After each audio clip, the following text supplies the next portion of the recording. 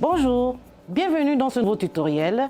Nous allons voir ensemble comment réaliser des pépinières avec les différentes semences que vous avez reçues.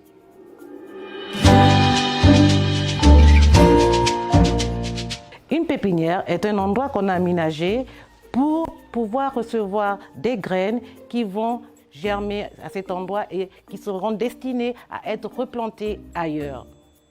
Et par rapport à la dimension des graines, il existe différentes manières de procéder au semis.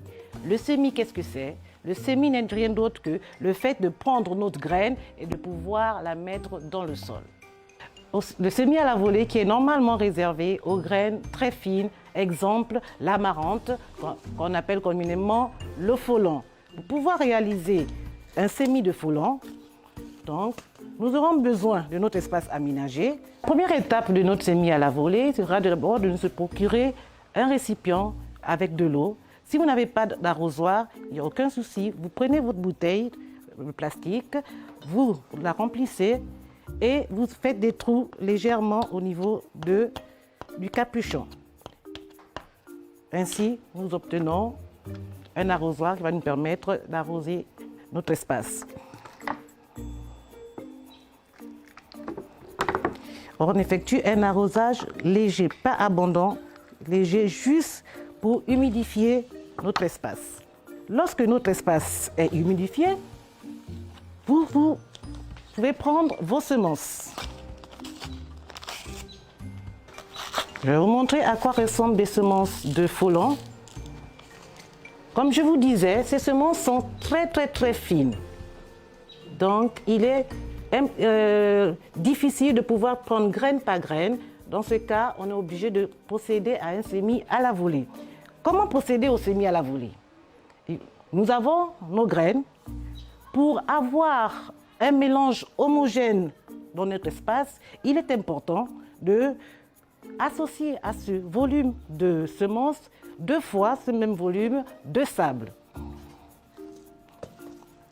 Vous pouvez prendre n'importe quel type de sable, 2 fois le volume de semences que vous avez entre vos doigts. Ainsi, vous faites le mélange. Voilà le mélange obtenu. C'est ce mélange que nous allons épandre au niveau de notre espace aménagé. Légèrement avec nos doigts, nous pouvons espacer nos semences sur notre espace. Voilà, nous avons réalisé le semis à la volée. Et pour boucler, pour finaliser cette étape, nous arrosons encore légèrement pour permettre l'adhésion des graines à la terre. Les graines devraient normalement commencer à germer au bout de 2e, voire 3e jour. Pour exemple, je prendrai ce que j'ai fait ici. Vous avez là une pépinière d'amarante qui a été exécutée jeudi matin. Voilà le résultat 3 jours plus tard. Nous allons réaliser le semis en ligne. Le semis en ligne, c'est un semis qui consiste à faire des lignes sur l'espace aménagé. Et comme dans le semis à la volée, la première étape de ce semis, ce sera d'abord d'arroser notre espace aménagé.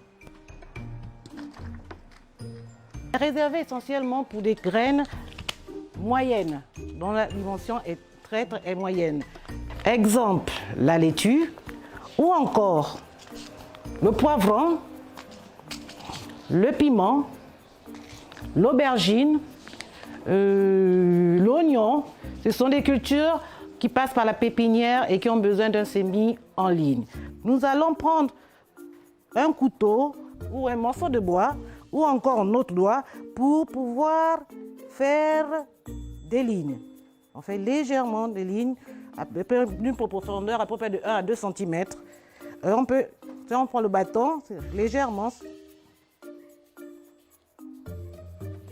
les semences. Comme je vous ai dit que c'était des semences moyennes, voilà à quoi ressemblent les semences de laitue. Ces semences, nous allons prendre une pincée de semences et nous allons les déposer au niveau des lignes que nous avons effectuées. et on fait très attention pour ne pas amasser les graines. Donc les graines doivent être déposées finement, tranquillement au niveau de la ligne.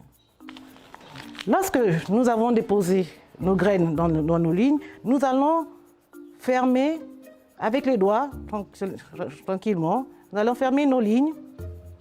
La dernière étape de notre semis à la volée sera d'arroser abondamment nos lignes de semis. Ainsi, nous allons arroser nos lignes pour pouvoir permettre à la graine d'adhérer à la terre. Pour le semis en poquet aligné, il est conseillé normalement d'avoir votre pot que vous avez apprêté. Ce pot, il faudra l'humidifier légèrement. Ce type de semis n'est pas forcément seulement adapté à la pépinière. On peut le réaliser pour des cultures qu'on dit des cultures à semis directs. Ça veut dire directement à l'endroit où cette culture va se développer. Le maïs, avec ce genre de récipient, ce ne sera pas intéressant puisque c'est une plante qui est semée directement à l'endroit où elle va se développer. Donc il faudra suffisamment d'espace pour que les racines puissent puiser les éléments nutritifs pour pouvoir se nourrir. Si vous n'avez pas d'espace, il est mieux de prendre un récipient plus grand pour pouvoir recevoir le maïs. Il y a le maïs, il y a également le haricot, aussi le gombo. Ce sont ces genres de cultures, il faudra avoir un espace un peu plus grand que ce pot. Pour le radis, vous pourrez l'utiliser dans ce récipient parce qu'au bout de 18 jours, vous auriez votre culture de radis. Ainsi, comment on va procéder? Après avoir arrosé, vous prenez vos semences. Voilà, vous allez voir que ces semences, contrairement aux semences de folon ou encore de laitue, elles sont un peu plus grosses. Voilà pourquoi on peut les prendre une à une et pouvoir les mettre dans notre espace. Par rapport à cela, nous allons dans notre espace faire un trou. C'est ce trou qu'on appelle le poquet. On peut utiliser notre doigt. On fait ce trou. Il est préférable de mettre au moins 2 graines. Comme ça, on est sûr qu'au moins une graine pourra germer. Donc, pour cet exemple, nous allons prendre 3 graines. Donc, vous voyez là, je prends 3 graines. Je les dépose dans mon poquet. Je les referme tranquillement. Je récupère mon arrosoir et j'arrose abondamment mon récipient. Voilà, notre pépinière est prête.